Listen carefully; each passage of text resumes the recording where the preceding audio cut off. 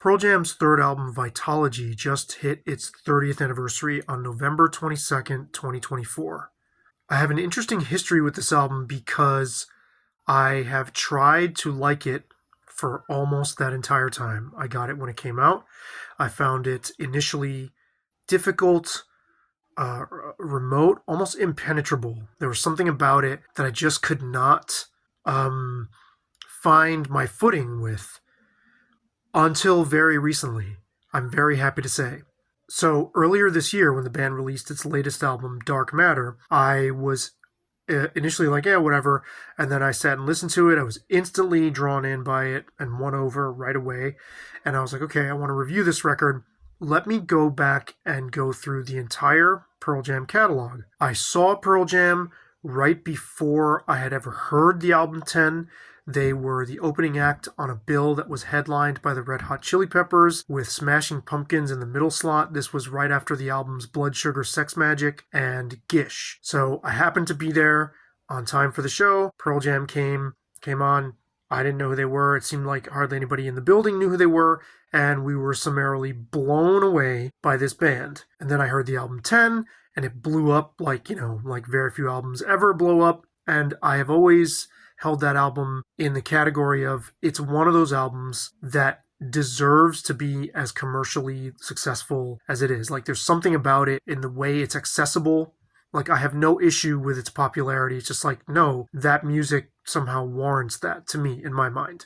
Right? There's a lot of records that get super, super, super popular, and I'm like, I developed this kind of aversion to them. That's not the case with 10. But then I felt like pretty much immediately after that, from the very beginning of their second album, Versus, I felt like so many of those other Seattle bands, they started to resist their popularity.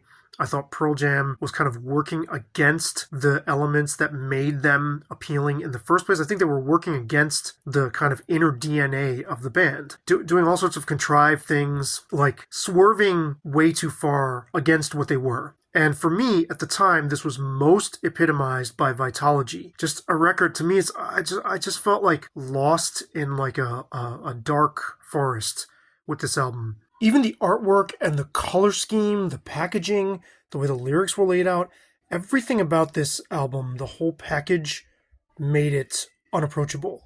And the thing is, I always found it interesting and curious, and I couldn't bring myself, well, it's not right to say I couldn't bring myself to get rid of it.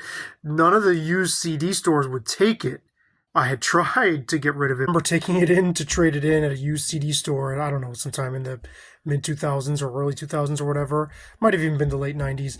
And the guy operating the place was like, there's just too many of these in circulation. They're basically worthless. But part of me was also like, there's something here that I'm just not, like, that part of me, like in the very, very, very back of my mind, I'm curious about and I'm drawn to, but it just never seemed like it was ever going to happen. So I had lost interest in Pearl Jam by that point, and then in the year 2000, they put out the album Binaural, and that album grabbed me right away, and I was like, wow, it's taken these guys like 5 records to get back to what they do most naturally. And then I lost interest again. So by the time Dark Matter was released, I was just presuming I'm not going to really have any interest in this. This is going to be kind of lame. These guys are way over the hill.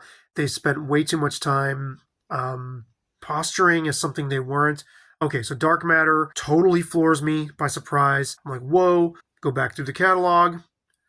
And lo and behold, I didn't quite respond to the first album as much as I thought I did, right? I had always put it up there as this is just one of those awesome albums that is sort of in the shared library of like pop culture, like it's a part of the songbook, if you will, and we all share it, and with good reason. Didn't quite feel as receptive to it as I did way back when, and I was more receptive to the second record, not a ton, but more so. And then, miracle of miracles, Vitology clicks, No Code clicks, and several of these other records in between click, and I'm like, whoa, wait a minute.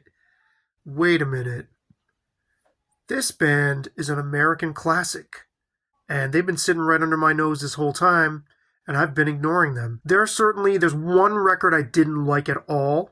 I forgot the title of it. It's one of their sort of more latter day ones.